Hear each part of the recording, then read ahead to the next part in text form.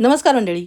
आता जवळ-जवळ उन्हाळा सुरूच झाला आहे, पण तेव्हापासून मला असे कॉल येतात, की "ताई हे हिरव्या मुगाचे पौष्टिक लाडू उन्हाळ्यात खाल्ले तर चालतात का? किंवा हे ड्रायफ्रूटचे लाडू जे आहेत ना, ते सुद्धा उन्हाळ्यात खाल्ले तर चालतात का?" तर हो, चालतात खाल्ले तर. कारण की आणि हे फक्त उन्हाळ्यातच नाही किंवा थंडीतच नाही, तर 12ही महिने चालतात. आणि आता जेव्हापासून उन्हाळा सुरू झाला आहे ना, तेव्हापासून आपले हे ड्रायफ्रूटचे लाडू आणि हिरव्या मुगांच्या लाडूची ऑर्डर भरपूर वाढले. त्याचबरोबर आपले डिंक आणि मेथीचे लाडू त्याची ऑर्डर अजिबात कमी झाली नाही आहे. कारण ती इतक्या दिवसांमध्ये ज्यांनी कोणी आपल्याकडून घेतलेलं आहे, जवळ-जवळ 4,000 प्लस माझे कस्टमर झालेत. तर हे मेथीचे लाडू आहेत आणि जे मागे आहे ना, ते डिंकाचं लाडूचं मिश्रण रेडी आहे. म्हणजे आपले हिरव्या मुगाचे पौष्टिक लाडू आणि ड्रायफ्रूटच्या लाडूंची ऑर्डर तर वाढलीच आहे. त्याचबरोबर आपले डिंक आणि मेथीची लाडूची ऑर्डर जशी होती, तशी अजून सुरू आहे.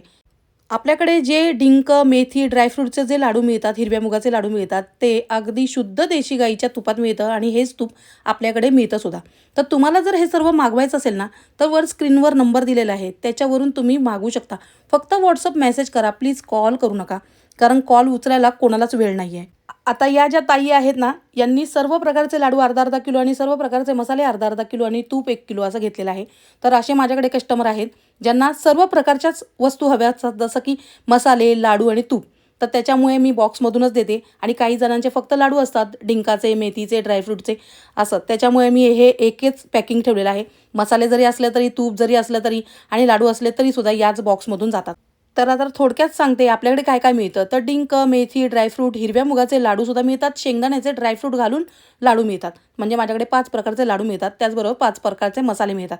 कांदा लसूण मसाला, काळा मसाला, काश्मीरी लाल मिरची, मालवणी मसाला सर्व मसाले मिळतात.